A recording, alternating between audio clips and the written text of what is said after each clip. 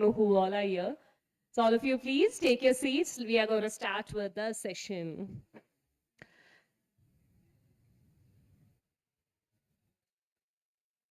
Thank you so much. Okay, so we're going to have in the next 40 minutes a mix of three events altogether. We're going to have three different book launches as well as a good detailed interaction by the authors about storytelling, climate storytelling, a launch about the first book, which is already, you can see the topic also, the panel discussion happening on climate underdogs, from India to the world, a global call to action. Followed by, we'll be having two book launches by Ms. Payal and Ms. Parishmita about their books, and we will also be having a discussion with all these authors about their journey as a writer, their storytelling techniques, and how they have been penning down all their thoughts and being successful in what they are doing today. So to start with the session, I would like to call upon stage Smita and Tamsil to start with our very first discussion. So for you to give you a quick introduction so that you know who these people are. So Smita Verma, who's coming onto the stage right now, is an award-winning journalist with over 2 decades of experience in leading media houses. So if you want anything to know in detail about news industry, that's a person for you to go to. From Proto Digital, she has shaped impactful narratives across platforms. Her debut book, that's what we are here to talk about today, Climate Underdogs, Chapter India. It's just the beginning. So we are here to talk about Chapter India, a lot more to come.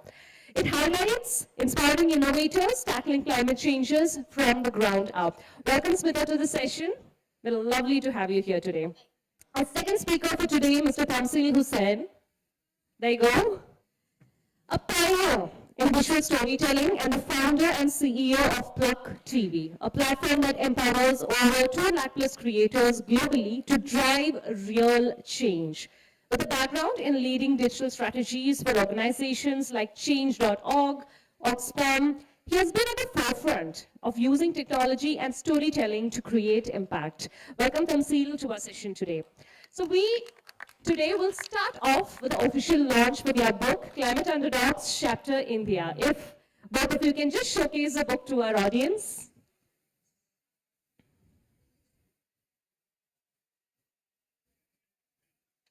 Yep.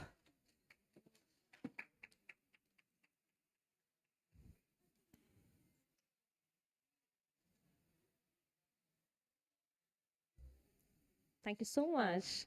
Thank you, audience. So now we're going to start grilling them with a little bit of questions. So I've come prepared with some questions about the book, and I would want the audience also to be as interactive as possible. So wherever you feel you have a question, and for the question, it doesn't matter your family, friends, or team members, anybody is welcome to ask a question. My first question is to you, Smita. You've decided to call the book Climate Underdogs. So I would like to understand your perspective of one, why you have called it Climate Underdogs, and what is actually the importance of this narrative? Thank you, Nagma. That's a great question. First of all, thanks for the introduction. Very generous. Climate Underdogs, this name was decided by a lot of people whose names you may not see here, but as the name suggests, it's about the underdogs. It's about those unsung heroes of climate change innovation who are working out there. Because just by looking at the title, you may have a sense of what the book is going to be about. When we were thinking of coming up with the name for the book, there were a lot of names thrown around innovation, change makers, climate. I think, but it has all come together very beautifully with Climate Underdogs. Perhaps, I don't know who finalized it. Tamsil would shed more light on that, who was the person who first thought of that name. But these are all underdogs. These are those 12 very inspiring innovators whose stories you may not have heard about, whose stories we don't talk about at global platforms, whose innovations we don't discuss so much. So when you talk about climate, when you think of all those international conferences, seminars, workshops, there are very different categories of people who get the limelight. It could be your UN organizations, it could be governments, it could be policymakers, it could be those NGOs and those very big corporations working in the field of climate change. Now, all of them are very important. I'm not saying they're not important, but these are the underdogs we need to appreciate and talk about more. Thank you so much for bringing those stories of the underdogs into the world, because we are very actively watching Little Be Nas TV or the other similar channels that has already grown up in India, and we are actually watching a lot of content with a lot of innovators who are actually coming in. But thank you genuinely for bringing up all these stories together and putting it into a format which the mass can actually consume. Now, my second question is to you, Tabzil. So I don't see a publisher's name in the book. I see your company's name there, Plug TV, right? So now Plug, as much as I understand, has been working on a lot of causes. You've been creating content. You've been working with a lot of underdogs, not just in a climate space, but in a lot of other spaces. So how has this collaboration come into picture? How has you been, or your team, not just you, your entire team, been part of putting together putting together the book Climate Underdogs? Definitely. Thank you, Nagma, and thank you for hosting this amazing panel. It's amazing to be amongst friends, family, and colleagues, and a lot of new people. 7 years ago, when I started Pluck, one of the biggest challenges that were there in the internet industry was that only the 1% of the people were getting the most traction on social media, right? Which is if you have 1 million followers, you have the power to influence anyone and everyone. But when you look at the publishing industry, Yep. right? And you see everything around the book fair. There's so many opportunities that are coming out, so many new publishers coming out. But how many writers are able to transform communities by accessing new audiences?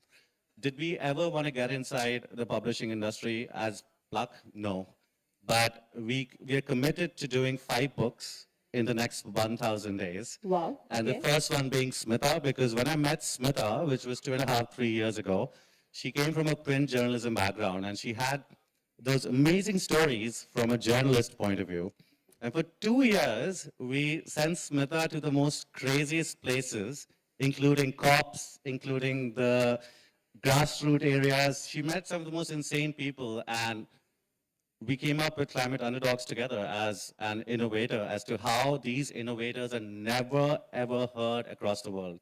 You go to any global conference, Yeah. the only thing people talk about are these big jargons. But I feel India as a country has the power to completely teach everyone how you can solve it with less money and higher impact. And I'm happy Smita has put these stories in such a beautiful way. I think we are all the proud Indians who are always proudly calling us ourselves the Jugadus. And internationally, that's a very, very well established terms. And for the Indians, yes, in a best way possible. Jugads needs a lot of creativity. You cannot survive without that. So before we move on to our next author, I have one question. Sorry, because we spoke about Jugaad. It's very important that it's a word which is very close to our hearts. We followed Jugaad for 2 years. We drank, ate, slept Jugaad. So I would like Tamsil to talk a bit about Jugaad that we've done.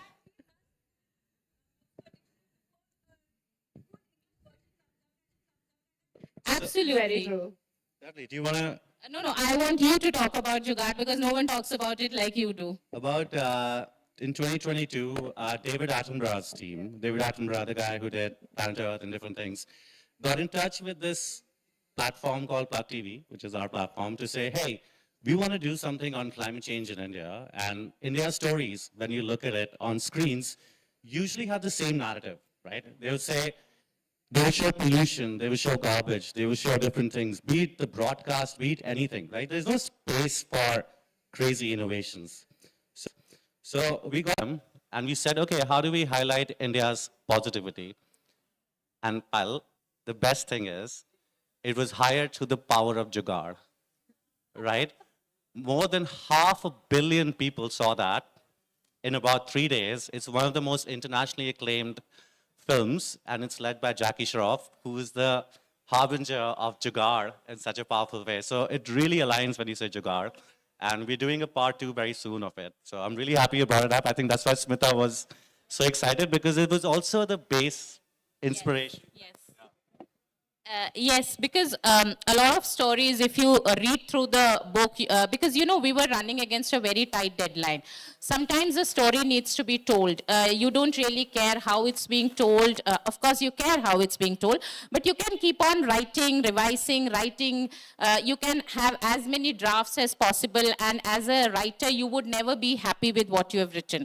So there came a point in time when Tamsil gave me a very strict deadline, and we were like, we have to get this book out. You can't just think how best you're going to do. So we applied a lot of jugaad also in reaching out to these innovators, because some of them belong to very far-flung areas. Yeah. There's no internet connectivity, there's no power in some places. Some people did not understand the language. So the challenge was to connect to them, because there was someone from Mizoram who did not understand Hindi or English. So how do you connect with those underdogs? How are you going to get their stories out? So we had to rely on jugaad a lot to get these stories out. So yes, it's not written in the perfect sense how you would have loved to spend days with your protagonist and understanding every nuances of their life. No, it has a lot of elements of jugaad in it. You're underselling yourselves. Well, exactly. So now you've told about your story, how you've actually put everything together, right? Can you at least tell us about one of the stories among the 12 different stories that you are having in, one that you feel is very impactful in as short form as possible, just for us to get an understanding of what is exactly the content of this book? Because right now it feels technical to me, but what are you exactly communicating? I need a sample. Okay, the Mizoram story, that's Guwahati. The Mizoram story, unfortunately, did not make it to the book because there were a lot of issues, and we had to drop the story. And again, we had to stick to the 12 chapters which were there. And there are a lot of inspiring stories, but what I would like to give as a story is something which all of us had the greatest difficulty in connecting with that person. And a lot of my ex-colleagues from Pluck would agree with me, because we had the most difficulty in reaching this person, and his story is the most amazing. He's from Udaipur. It's not some far-flung areas. It's not a place where there's no internet or anything. But he is one person run organization. So he had absolutely no time for interviews. He did not care whether he was getting featured in a book, whether we were taking him to COP or anything. He was like कि मुझे अभी इन औरतों के साथ बैठना है और इनकी रोजी रोटी का ध्यान देना है. So what he was working on is wasting supply chain, food wastage. So what happens is there are these tribal areas, tribal villages near Udaipur where a lot of seasonal fruits gets wasted. So his solution was how to preserve these fruits like amla, custard apple and all these, and provide employment for these women. And how he started it was his father owned a very small cutlery knick-knack shop in a village there, and he used to see as a kid how tribals used to walk miles and come to the shop and buy small things, and always crib about aaj itna maal fenkna pad gaya, ye kharab ho gaya, and all those things. And as he grew older, and he did lots of different jobs, enterprises in Bombay, he was earning some back, like 10 years back, close to 50,000-80,000, which was a very good amount for a person coming from that stature. But he left all of that. He had 10,000 bucks in with him. He took money from personal savings, 80,000, a 2 lakh loan, and he started a venture. Today, his turnover runs into a couple of crores. Wow. In his first meeting, when he called the villagers that he wanted to discuss this idea, 2 people turned up for that meeting. Today, there are 300 and overflowing. People stand outside to talk to him and find. So he's connected all these small villages, asked them to get their produce to their factory. They process the food. They have created a brand out of it. So this is purely a vision of a man who, as a young kid, saw food being wasted, produce being wasted. So that was a very inspiring story. And like that, there are many stories, but in the interest of time, I'll cut short here. Yes, in the interest of time. I would have stopped you otherwise. So all of you are sitting here. The books are available with us today. And thanks to Tamsil and Smita, they've agreed to give away the books as a gift to those who are genuinely interested in understanding these stories who are interested in anything related to climate change, understanding more about climate warriors, the books are available to you. You can always get it signed by them and pick it up from them after the session. So now, before we dive deep more into how storytelling went in this, I would like to invite two more people onto the stage. So today we have Payal Mohindra. I would love to invite her onto the stage. So just to give a quick introduction, so Payal, an extraordinary personality who wears many hats: author, life coach, communication expert, and internationally certified master trainer. Payal Mohindra is not only she has graced stages as an MC over thousands of events, but she also shares space with world leaders, celebrity, and industry pioneers. She's a social media icon. I'm sure a lot of you have already very familiar with her face as well. She has a book, Apart or Apart, who will clap when you talk. These are both books that is powerful guides that will help individuals to unlock their communication potential. She's a master public speaker and refine interpersonal skills. With a wealth and experience as a news presenter, TV anchor, radio jockey. Oh my God, Payal, your list is endless. I'm stopping there. So welcome, Payal, onto the stage today. We would love to have you here and looking forward to a conversation with you. A second other author who is also here today is Parishmita Barua. Parishmita, please, if I can have you onto the stage. Incredibly talented Parishmita is a storyteller whose words have the power to linger long after the pages have been turned. She's her literary debut novel, The Whispers of the Seashore, a psychological thriller that boldly explores mental health and social perceptions. But her love for poetry, of course, led her to pen another book, Streamlined Soul, an award-winning collection that has cemented her place as a powerful poetic voice. So today we have with us, ladies and gentlemen, a poet, storytellers, a public speaker, a journalist, a psychological thriller writer. So there's a lot of questions we can ask them, and this session is going to be amazingly interesting. But before we move to the questions with them, Payal, I would love to invite you to just launch your new book officially on the stage. Tamsil, Smita, and Parishmita, I would love you to please accompany her to do that. Yes, ladies and gentlemen, let's give a huge round of applause for the official unveiling of the book. Can you unveil the book and show the cover to everybody?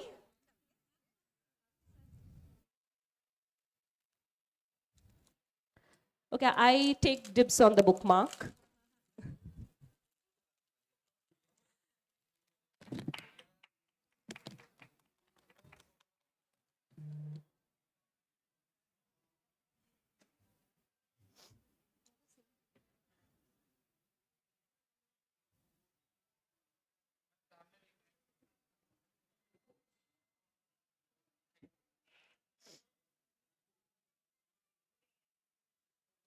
Thank you so much, Parishmita. Over to you, and I would love to please introduce your book also to the audience present today. And Payal, Smita, and Tamsil, please do the honors of unveiling the book along with Parishmita.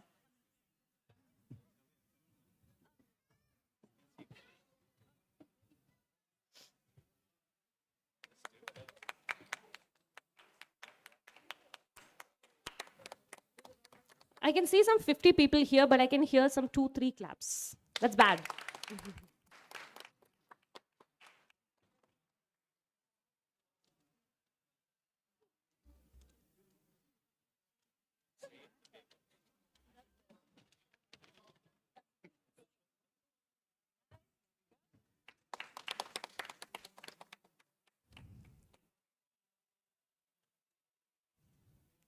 Thank you so much.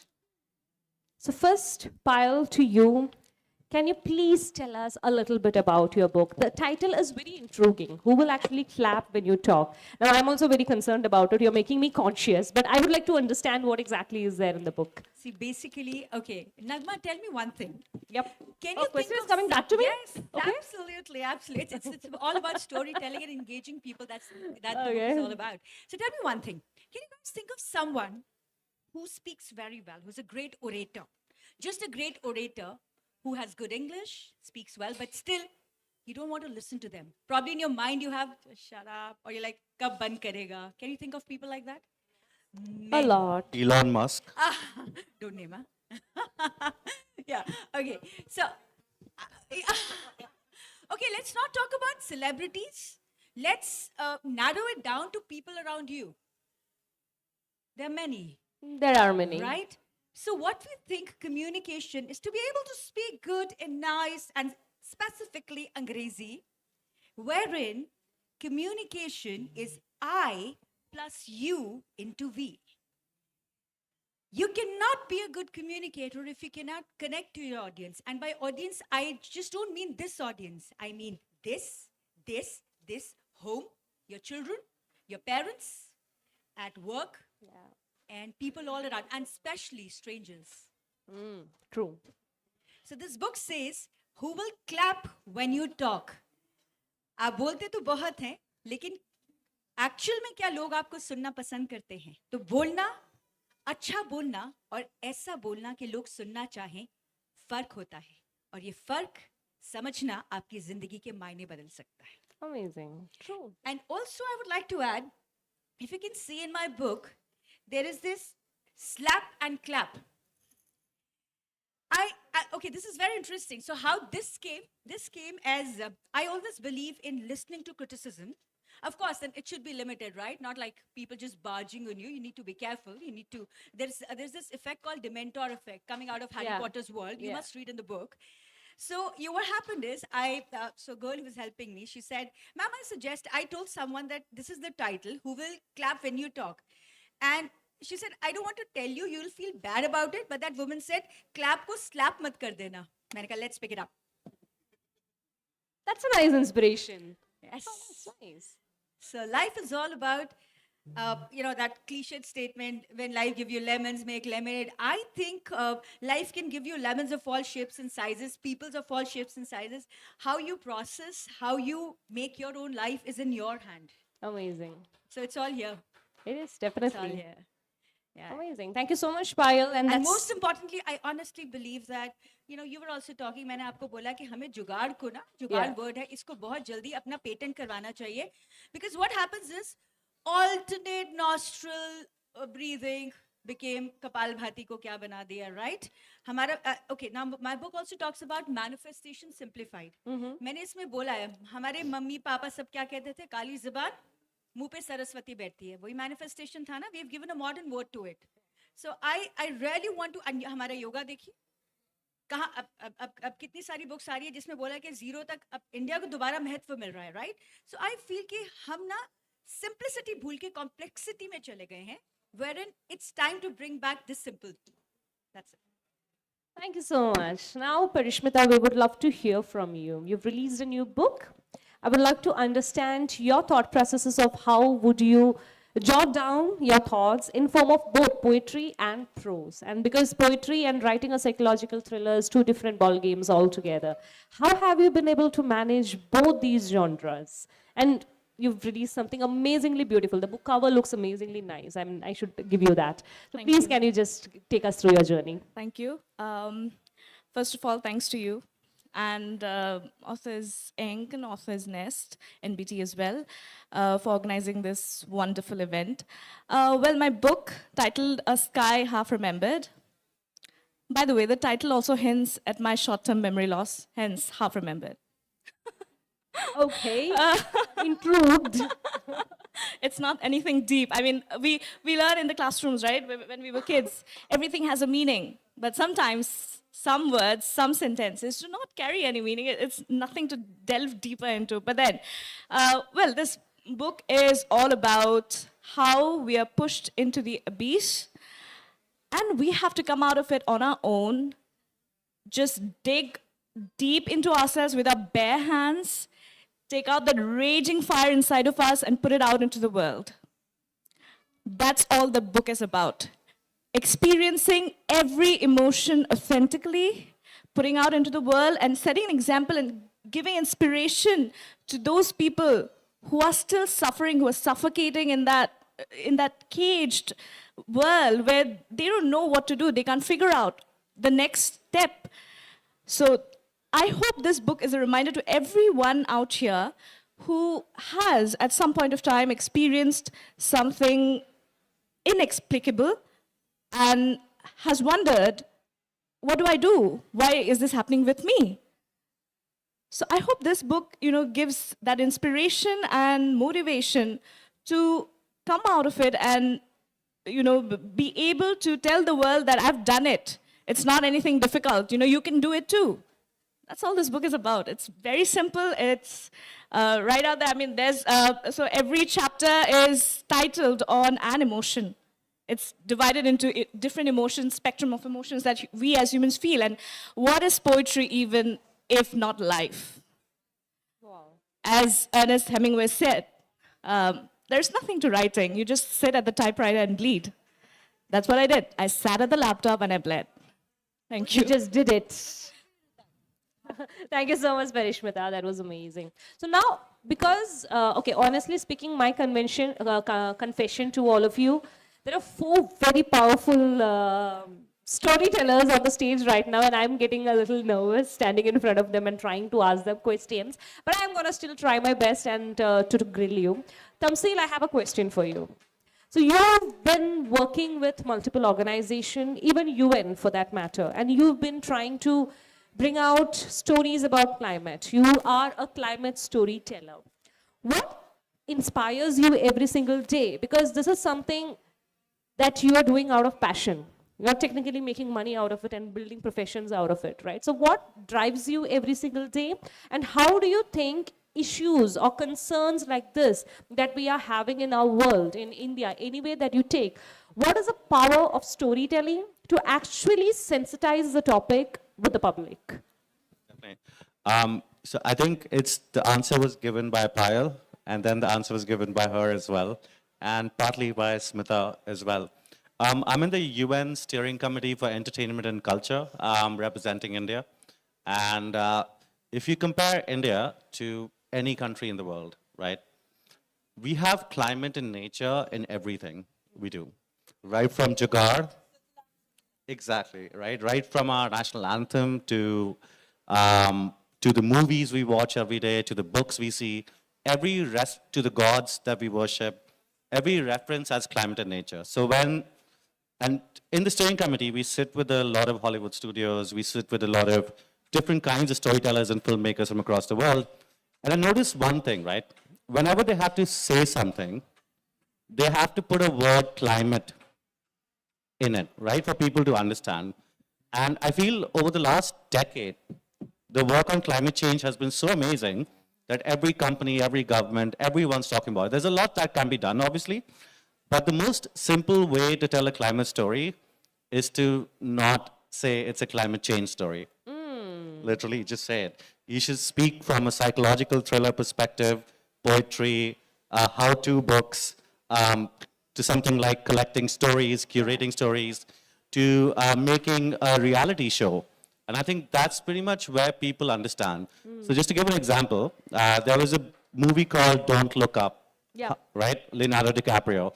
It was one of the first movies to literally blatantly say that. But has anyone seen Kantara? Yes. On Netflix? Beautiful, beautiful way to show forests and nature and how gods are really connected to us, where you can't really destroy a forest and protect it. Yeah. And in the Entertainment Culture Committee and in general globally, the next decade is so important because everyone in the climate space, at least generalizing it too much, communicates only to the converted. What you said, Payal, right? I would talk to Smita because she knows about climate, and I'll keep saying, hey, Smita, climate change is happening. Smita is like, yes, Tamsil, climate change is happening. We must do something about it. Let's act. Then I'll be like, great, Smita, let's act on this. So it's just the both of us acting. It will never reach out to the masses if we don't simplify the language and not let people clap, right? Like, we don't want people to clap back at us. We want people to take action and do things. Yeah. And the only way climate change and this big crisis that we're in is if people who are at the most vulnerable areas, people who don't understand multiple languages, like the Mizoram story, or like the passionate person from Udaipur, should be able to literally say, I do this. And you'll be surprised, in India, a lot of people take action without saying it. Because Jugaad is the most powerful thing that we have, where we know how we want to take a small action that has a bigger impact, because we know how to do it less expensively, high impact, swiftly, and transform a movement whenever we want to. And we are goddamn 1.8 billion people. Yes. Just So think what of you're it, what we doing can do is to the you're doing world. image change here of the word climate itself. That's wonderful. Exactly. I mean, in my opinion, climate change and climate communications and the way climate is spoken about right now, to be honest, if you just look around, is dead. It doesn't work anymore because we're talking to each other. So we need more thrillers. In fact, I was gifted this amazing book from an author in Thailand who's written 350 books around devastation, and it's a psychological thriller set in the future about how climate change will have societies. Like, if you watch Silo, if you watch any show right now which is futuristic, it has a strong element of climate in it, without calling it a climate story. So we all know we're gonna end up in a mess. Yes, very much. We No, need solutions to be told to us by fiction characters. It does, Yeah. it does. No, that is amazing. I mean, it's like how Pyle said, you've really changed the perspective. We've always felt climate to be a boring word, something so technical, something that doesn't concern me. But when you gave us examples like Kantara and all of that, these are things that we've watched for entertainment, which we are ready to accept that, okay, this is part of my daily life. And how you portrayed that, that is amazing. Thank you so So much I for think changing that basically perspective. shifting from a documentary to a mainstream Exactly, cinema. exactly. Yeah. Do you agree to that? I want to ask the audience. Do you actually agree to that? Have your perception slightly changed about these words? Yes, I can see. I think can see if, just as an exercise, when you go back home, switch on GeoCinema, switch on Netflix, switch on Amazon, switch on anything that is entertaining. I promise you, you would find an element of climate in it. It could Definitely. also be a religious program on your cable TV. Yeah. You would really find a level of climate in it. And India as a country, we lead it way better than the West, way better than any other country. Yeah. Yeah, India is a country, a lot of us start our day with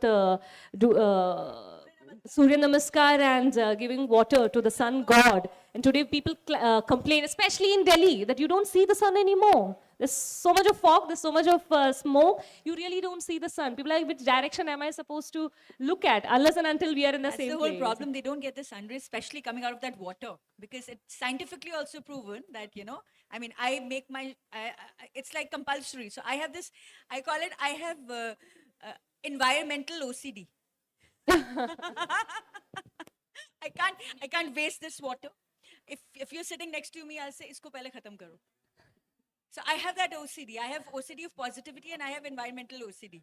So I think that should increase more in people now. Amazing. I also say that there are 12 feature films in here, Exactly. right? The definitely 12 yes. feature films, yeah. Definitely. Now, my next question is to you, Smita.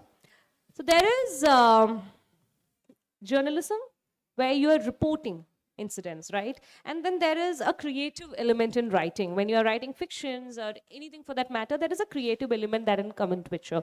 In your actual career as a reporter, that creative element is technically not coming in. Your facts are what is more important to you. How do you seek or how do you perceive that these two elements can be mixed? I'm not telling that tomorrow the news has to be fictional in nature. That's not what my intention is. But then how do you think that as a writer, somebody who's exploring, somebody who is trying to become a writer, they're not really sure exactly how my writing journey should be. They're trying to explore. Do you have an advice to people on different types of writing styles and how can you pursue it? I can talk about this book. Your question technically is, I think, two parts, basically. One is about how you moved from a very journalistic career to writing a book like this. And second is, what would be the advice you would like to give to writers? So, very interesting question, Nagma. When we talk about journalism, the first thing that we do is facts.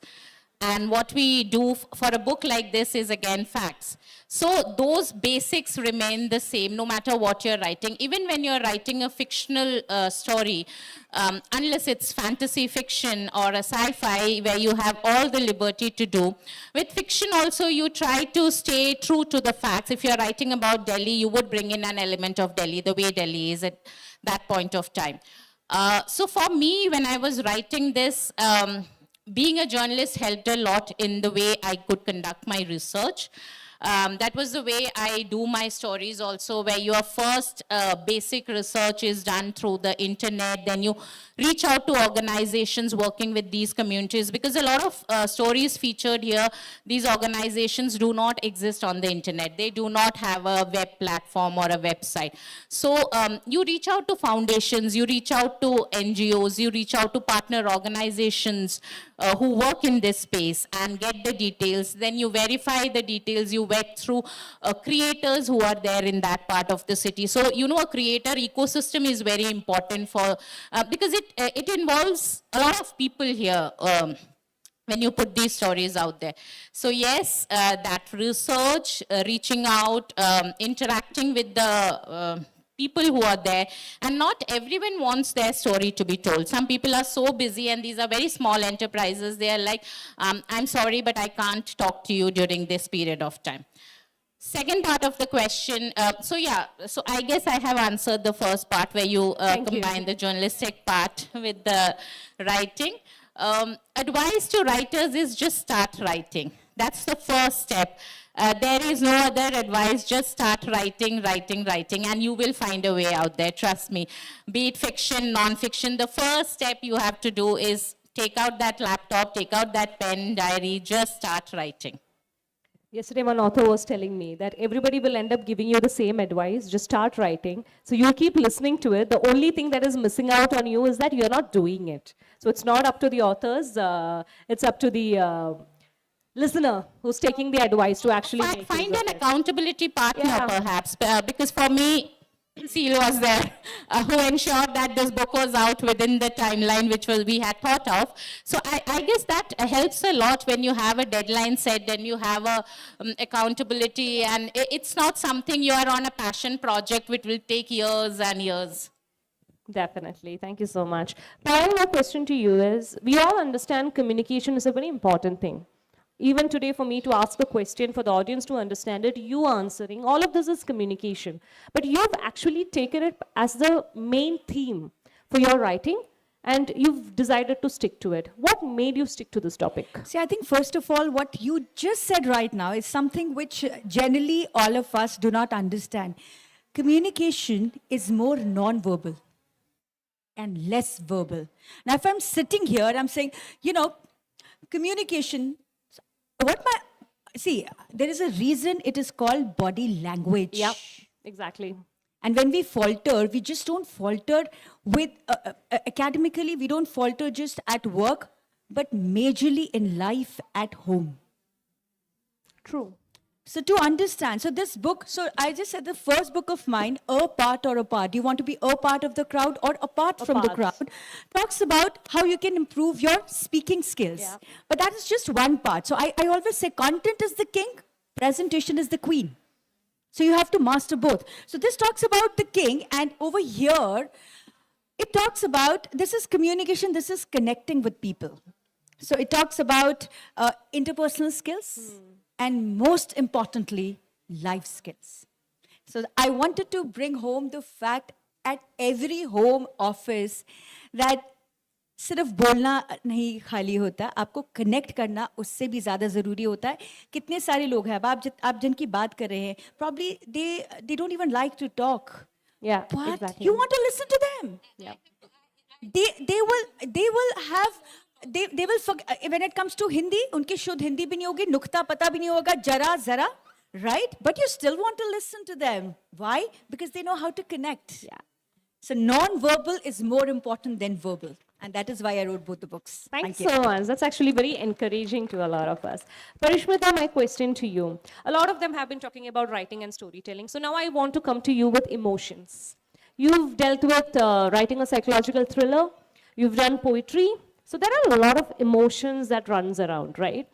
Are there any topics when you're trying to write and when emotions come into the picture, do you find difficulty in writing certain types of emotions? And this is something even writers struggle with. Certain emotions, like how I do not want to tell to a public that I'm sad or I'm afraid. There are certain emotions I do not want to express. As a writer, what do you think? Can you write about it, and what is your general perception about this? Well, it's always the most easiest thing that we find hard to write about.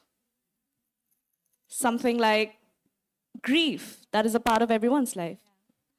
That's an universal experience. However, we find it difficult to express it, Very true. even more difficult to write it. Very much. Also, how grief is found in the most mundane things in life, like the dish you just left in the sink, the half drank coffee cup, the unmade bed. There is grief in everything. We are all part of something that is made mostly of grief. But that is the only thing, that is something we do not accept. We find it hard to accept it because it's so, something like grief that is so universal, that is so natural. We always want to ignore it. We want to, distract ourselves. We always say, okay, this is too difficult for me. I just want to distract myself by watching something or going out with my friends. But then, it is not your enemy. You invite grief into your house. You sit with it. You have a cup of tea. You let it consume you until it leaves you, until it has done its job. Beautiful. That's all life is about. Death, something so inevitable. But we're always running away from it. We're so scared of it. We don't want to face it. But that is where we are headed. I mean, we don't want to accept it. We all, denial. Denial. We love that. The first, Yeah. We all live in denial. the True. first step, I mean, that is the first stage of grief. I mean, I lost my father a month ago. The first thing I did was denial. I couldn't accept it. I couldn't see his photo on the wall because somewhere, I still wanted to feel like, okay, he's there, he's just gone for a business trip. But then it started setting in. I had to accept the fact that he's not there anymore. And that's what this book is about. Everyone, I think everyone will be able to relate to this book because this is just human, this is just life, that's it. Thank you so much for sharing that. We're going to wind up the session here, but before that, I have one rapid fire question, one each to each of our speakers here, but you can only answer in a single word or a single phrase. You cannot use sentences. We are out of time. So, Tamsil, to you. If not climate, what would the other topic be or cause be that you would want to work with people in the entire world? What would be the other topic or the cause? Phrase, no sentences. I would say Time comedy. crunch. Comedy. Comedy. Laughter. Wow. Okay. Thank you. I want to elaborate on that, but sorry, I can't. Smita, if actually yes, that's good one. LOL Underdogs, guys. Please look out. New book is gonna come in that. Smita, question to you: if you know that you are able to report something, and the whole world is going to be reading about it, what would you want to report about? Climate. I Wow. am now in love with the subject. And I was revisiting once the book was there with me, and I was reading all through this. And I was just telling this to my husband, I just want to go back to climate and storytelling, and in whatever way possible, but be associated with it. Thank Definitely. you. Sticking to the cause. Sorry, True leader. I took a lot of words out Yes. there, but yeah. I'll meet you later for this. Payal, if you want to instill a little bit more confidence to everybody present over here, what phrase you would use to instill that? All right. Listen, I'm a Punjabi, so please do not. I'm going to use one little softer, not so softer word. So I always say, confidence is nothing but bloody hell your state of mind. Confidence is nothing but bloody hell your state of mind. Thank you so much for that. Parishmita, the last question comes to you. If you are writing a book about emotions and you want the world to be a happier place, what would the title of your book be? 10 seconds to think. Smile, do not frown, I guess. Nice. Smile, not frown. Thank you so much, Tamsil, Smita, Payal, and Parishmita for this amazing conversations. Thank you so much, audience, for being such an amazing audience. Thank you so much, NBP, everybody over here for this opportunity. Thank you, everybody.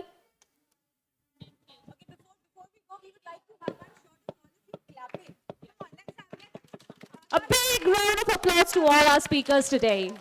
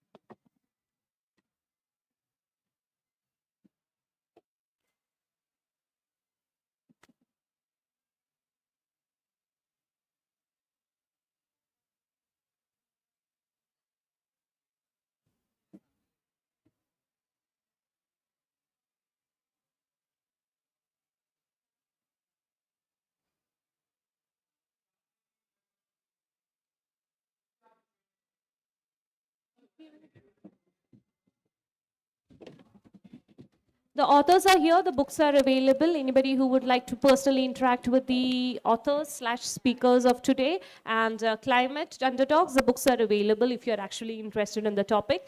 Please get in touch with the speakers or their team. Thank you so much.